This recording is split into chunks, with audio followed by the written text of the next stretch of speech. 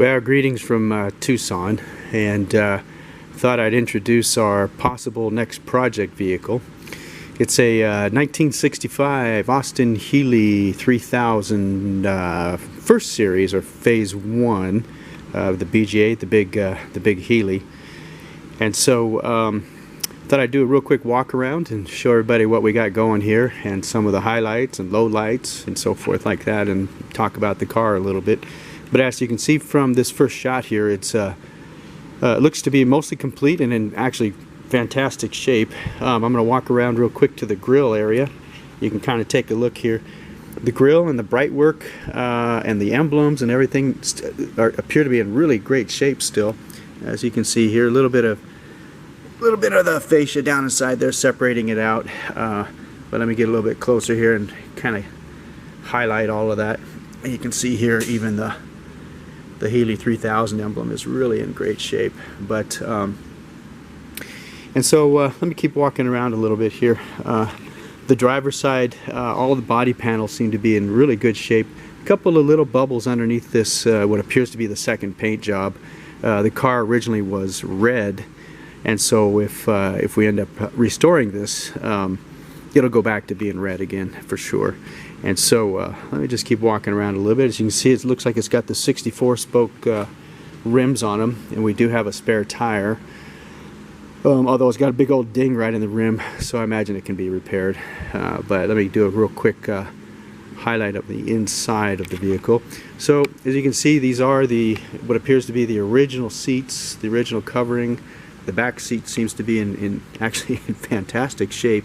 Even the rear deck, the folding deck, seems to be in great shape. And if I were to reach inside here and pull it down, all the vinyl still appears to be in absolutely fantastic shape, as does the original carpet. A couple of little dents and things here and there on the framework of it, but appears to be oops, my dang camera got stuck in here. Anyway, so the looks to be the original vinyl on the dash. Appears to be in great shape. The wood on the dash is in so-so shape, but very serviceable. Could probably be refinished. But anyway, so real excited about that. And door panels are in reasonable shape. But what's really great is that the floors have absolutely no rust through on either side, which is extremely rare for a car of this age. And now this car is a 4-speed plus a electric overdrive, and I'll get underneath the hood here in a second to kind of highlight things. And for those of you that aren't aware what this is your turn signal switch in the neutral position, left turn, right turn. So pretty interesting, I thought. So this is the original top still, believe it or not, and the rubber is still pretty supple. And it actually comes up and down pretty decent. So if we were to restore it, we would probably end up putting a different one on it, because there are some rips and things. The rear plastic is clouded a little bit, but actually still very pliable and no real issues on that. And so these panels look really good. Don't see any real issues with them. Inside the trunk, let me raise this up real quick. Appears to be in really good shape. I didn't see any rust throughs or any holes or anything. Even in the battery box, everything looked pretty good. And of course, it's a positive ground vehicle, if I'm not mistaken. And this is your cutoff switch, which was, I would suppose, an anti-theft switch, because I imagine these were probably pretty easy to steal back in the day. And so you would get your car out, get out of your car, come over here, turn off the ignition and the power source, and then lock your trunk, and you should be good to go. Should be. So you can see kind of the original color in some of the pieces, in some of the panels here. And so it doesn't appear like it was a very good paint job, but anyway.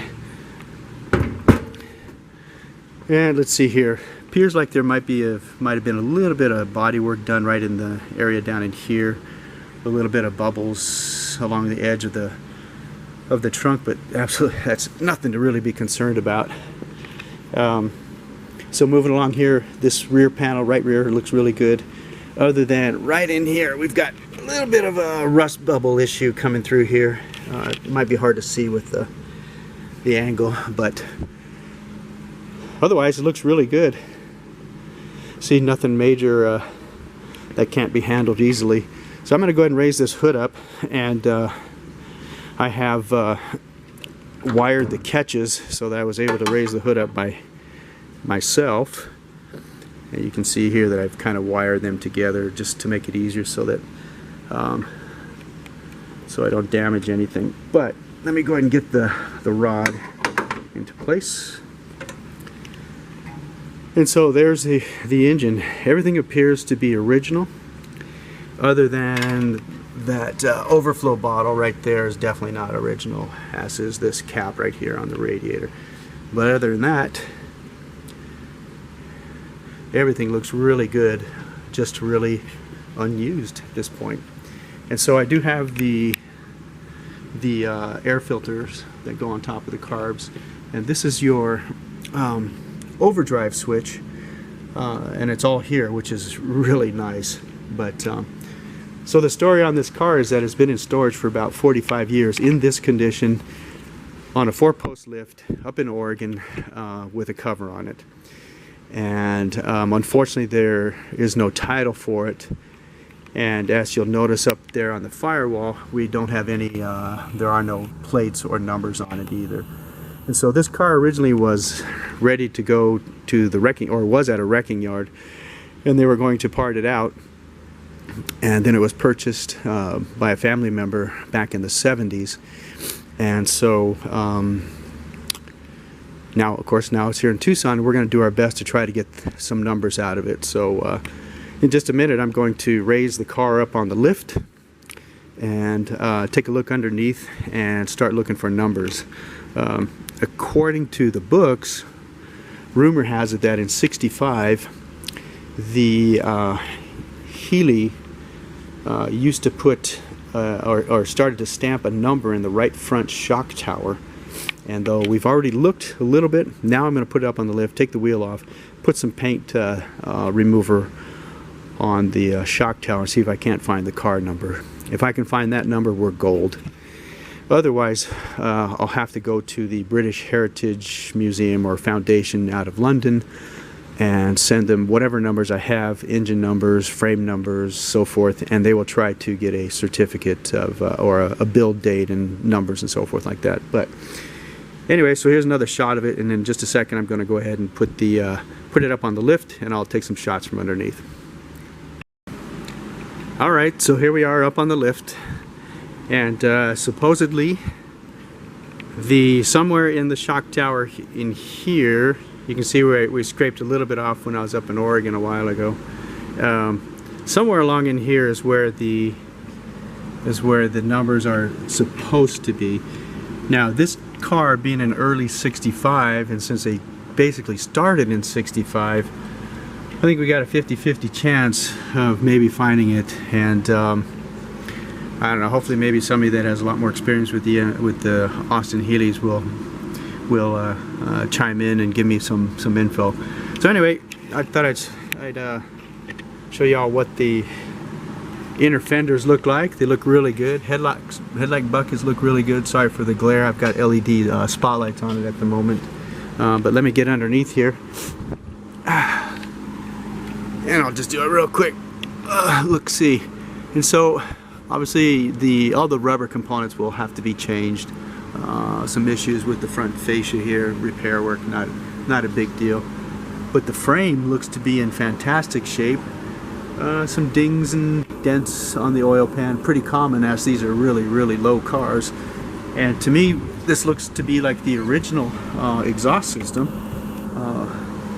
You know, with the pinch weld type of thing there, and the original, I think that's the original. I don't know for sure, but sure appears to be. Some scrapes and things, but the frame really looks to be good. You can see hang on, let me get underneath here. I got a sneeze coming, but there's the excuse me, darn allergies. And so there's the floor pans, and they look to be in fantastic shape, and at least on this side. And true to form, like all British cars, even after sitting for 47 years, you would think everything would be leaked out, but not. So that would have to be resealed up, but no biggie. Looks like the shackle mounts for the leaf springs in the rear are in great shape. Let me move on back a little bit farther. Rear end is leaking, of course. And let's see here. And so keep moving. This one looks to be in great shape also. The trunk pan looks to be in great shape. And let's see, even the fuel tank looks to be not dented or anything. The frame doesn't appear to have, well, there's a little bit of a ding there, but not bad. Even the frame looks, even back here looks really nice. So let me keep going around here. And underneath, that shackle mount looks pretty, or leaf spring mount looks really good. Sorry for the glare, but the original heat shield is still there underneath the driver's side floor pan. So that all looks great, to be honest with you. Man, let me keep going.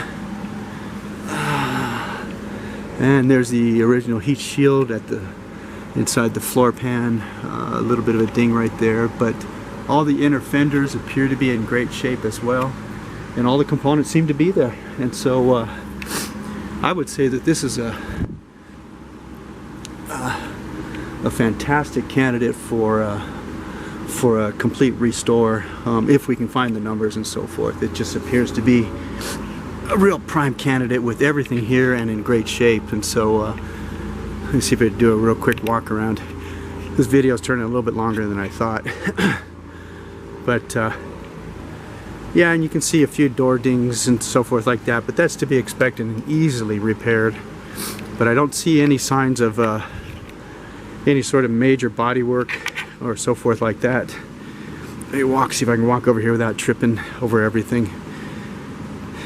I rode the mini bike in this morning, you can see, and it was such a nice morning, and I hadn't ridden it in a couple of weeks.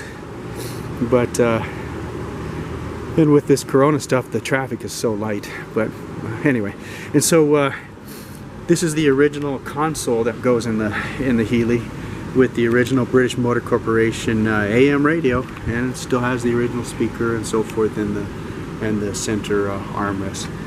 But so I think that'll do it for now. I'm going to start looking for some numbers, get some paint remover on that right front shock tower, and wish me luck. Let's hope it turns out. Bye.